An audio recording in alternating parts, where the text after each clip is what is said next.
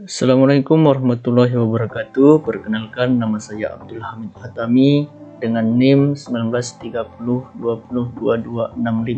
Di sini saya akan menjelaskan perkembangan Islam di Asia Tenggara, yang mana ini adalah tugas ujian semester dari mata kuliah pembelajaran SKI di madrasah. Langsung saja masuk ke pembahasan yang pertama, yaitu A. Sejarah perkembangan Islam di Thailand. Thailand memiliki beberapa sebutan, yakni Muang Thai. Muang Thai disabda Siam atau negara gajah putih Thailand terletak di sebelah utara Malaysia. Thailand sering dilukiskan hal itu sebagai bunga yang mekar di atas sebuah tangkai yang berarti negeri yang merdeka. Karena memang merupakan satu-satunya negara di Asia Tenggara yang tidak pernah dijajah oleh kekuasaan barat atau negara lain. Negeri yang mayoritasnya beragama Buddha memiliki lebih dari 10% penduduk Muslim. Islam masuk ke Thailand sejak pertengahan abad ke-19. Proses masuknya Islam di Thailand bermula saat Kerajaan Siam mengakui Kerajaan Patani Raya, atau lebih dikenal oleh penduduk Muslim Thailand sebagai Patani Darussalam. Patani berasal dari kata Al-Fattani yang berarti kebijakan atau cerdik, karena di tempat itulah banyak lahir ulama dan cendekiawan Muslim terkenal. Masjid Jawa adalah masjid lain yang juga didirikan oleh komunitas warga Muslim Indonesia di Thailand. Buddha adalah agama terbesar di Thailand dan resmi menjadi agama kerajaan. Tercatat lebih dari 2.000 masjid dan 200 sekolah Muslim didirikan di Thailand. Umat Islam di Thailand bebas mengadakan pendidikan dan acara-acara keagamaan. Pusat dakwah Islam terbesar di Bangkok terletak di Islamic Center Ram Kam Haeng.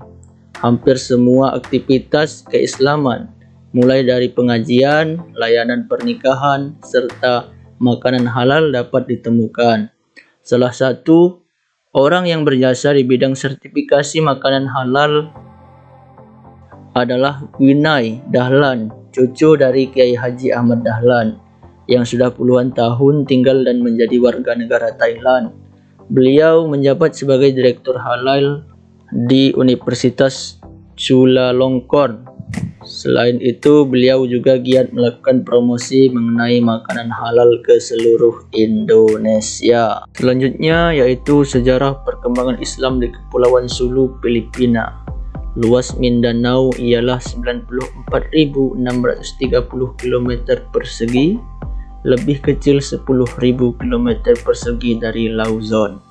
Tradisi menulis tarsila berasal dari bahasa Arab, yaitu silsilah, yang artinya rantai atau hubungan. Di kalangan Muslim Filipina bisa jadi berasal dari kerajaan-kerajaan Muslim di Kepulauan Indonesia yang bertetangga dengan Filipina, karena Indonesia memiliki sejarah pengislaman lebih dari awal dari Filipina.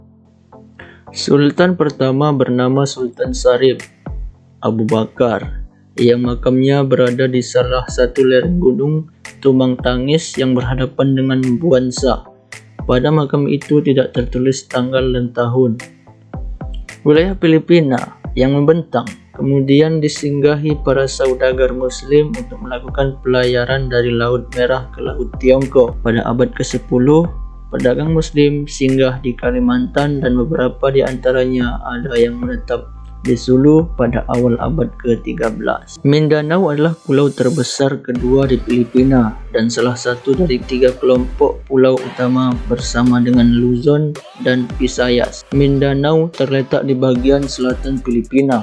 Pulau ini merupakan kawasan hunian bersejarah bagi mayoritas kaum muslimin atau suku Moro, yang sebagian besar adalah dari etnis Maranao dan Tasawuf. Muslim Filipina sudah menjadi kaum minoritas sejak awal hingga pertengahan abad ke-20. Hubungan antara Muslim Filipina dan dunia Islam secara umum dilakukan melalui umat Islam yang berasal Asia Tenggara, sebab Muslim Filipina dan dunia Islam memiliki kedekatan kultural dan terutama religius bangsa Moro dan bangsa Melayu. Setelah Filipina merdeka pada 1946, sementara Pulau Mindanao dan Sulu dijadikan bagian dari Republik Filipina. Hubungan antara Muslim Filipina dan negara Timur Tengah semakin kuat. Hubungan ini ditandai dengan pengiriman para pelajar Mindanao ke Universitas Al-Azhar dan semakin banyaknya beasiswa yang disediakan oleh negara-negara Arab. Selanjutnya, sejarah perkembangan Islam di Malaysia. Malaysia sebagai negara persekutuan tidak pernah ada sampai tahun 1963. Sebelumnya, sekumpulan koloni didirikan oleh Britania Raya pada akhir abad ke-18 dan bagian barat Malaysia terdiri dari beberapa kerajaan yang terpisah-pisah. Kumpulan wilayah jajahan itu dikenal sebagai Malaya Britania hingga pembubarannya pada tahun 1946 hingga kumpulan itu disusun kembali sebagai Uni Malaya. Karena semakin meluasnya tantangan, kumpulan itu disusun kembali sebagai Federasi Malaya pada tahun 1948 dan kemudian meraih kemerdekaan pada 31 Agustus 1957.